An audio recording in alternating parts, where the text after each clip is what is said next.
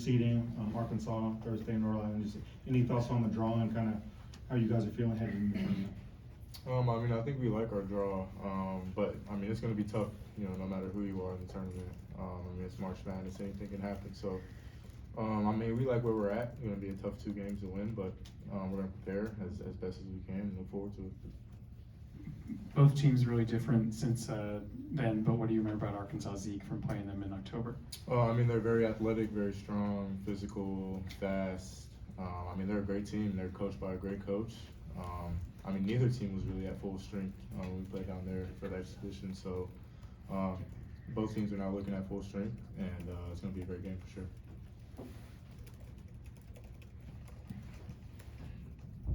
How do you guys have to change your mindset, if at all, when you're heading into a game of this magnitude? The rest of the time, there's always been more games lying beyond whatever you're currently doing. Yeah, it'll be tough. We're gonna have to, because a couple of the guys have never played in the tournament before, so try to explain and get in their heads that every possession matters, and that any mistakes that you make can be really costly for you and end your season. You guys in the T-Mobile Center obviously played 2 of your best games of the season back to back. What's the key to keeping that moving forward while also getting other guys like Rylan and maybe guys like AJ off the bench and Flory involved? I think it was good and bad for us. I think obviously getting a win there was nice, but we really wanted to win that Arizona game. I feel like we just ran out of gas in the second half, but it was good to see AJ play well versus UCF. I think everybody knows that he's very valuable for us, and when he plays well, it makes stuff a lot easier for the rest of the team. And so, just trying to make sure he stays confident in himself, and then especially Rylan. I feel like those 2 guys are really going to be the X factors. If they play well, I think that really bodes well for us, and I think that'll be really important to see whether or not we are able to advance. Yeah. Guys, this is for both of you. How excited are you for March Madness and the opportunity it presents? Yeah, I mean, anybody should be excited for the month of March, and then obviously heading into early April. But I mean, March Madness is the best tournament there is. I mean, anything can happen, upsets happen. But just to have the opportunity to go out there and play, on a neutral floor, nobody really has an advantage. So it's just hooping at the end of the day, and we're really excited for that. Hunter? Yeah, I mean, whenever you get a chance to make the tournament, you can't take it for granted. Because in my 5 years, I didn't make it 1 year, unfortunately, and that was a real bummer because it's the most fun experience of my life so far, playing in those NCAA tournament games, because they are so fun, and it means so much, and it happens so quick. You got to try to value it and try to live in the moment as much as you can, but also I think it's just being really conscientious of trying to give it your all, and I think as a team, I think we're all ready. I think we know that our backs are kind of against the wall, and that we don't have any margin for error anymore, and that any mistakes that we make could be the end of our season. So it'll be interesting to see how we respond. Zeke, you talked about being from Lawrence a lot over the course of this season. I wonder, in this moment, knowing what your NCAA tournament path is going to be, how much that's on your mind when you do that with your hometown school.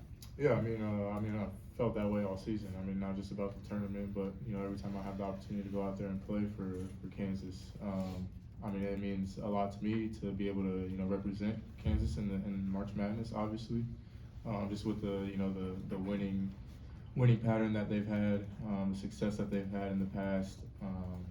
And I mean, we talked about it a little bit upstairs with Coach, the San Antonio kind of the pattern and the success that they've had when the Final Four was in San Antonio. So, and I remember I was a little kid watching the Final Four in San Antonio. So, yeah, I mean, it's huge. Definitely going to be fun, but blessed to have the opportunity to play for Kansas. Hey, you guys have both talked, and your teammates too, about consistency being such a key for this team.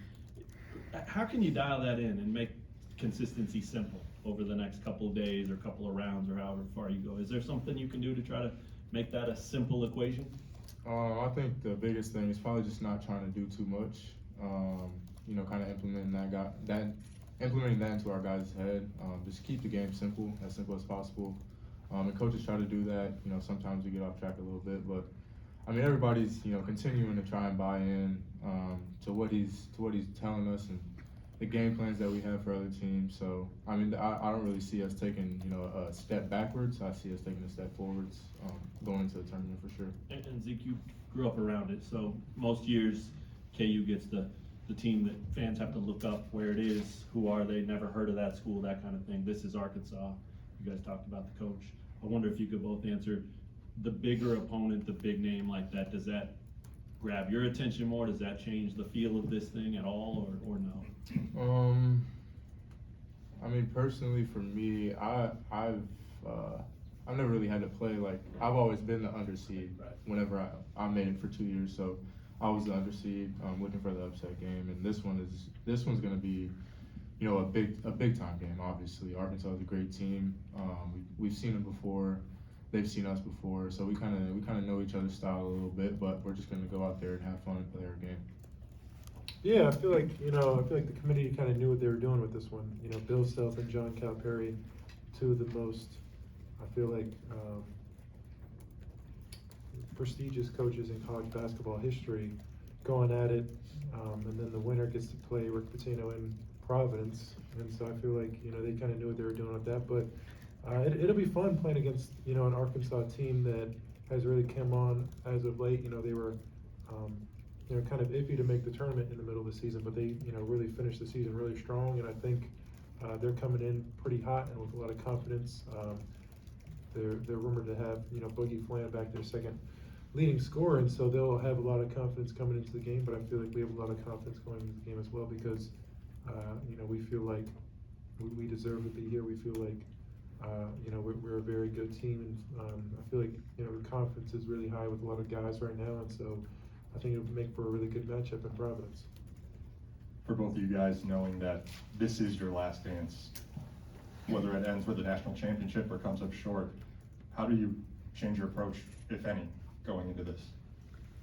I think we just take it one game at a time, focus on the opponent that's in front of us and not, you know, miles down the road. It's important to win one game before you look forward to the next. So just taking that approach, understanding, you know, the opponent that's in front of you is more than capable of winning an NCAA tournament. I mean, or a tournament game. They're in the tournament for a reason. So we just got to take it one game at a time. Anything else? Thanks, fellas. Appreciate it.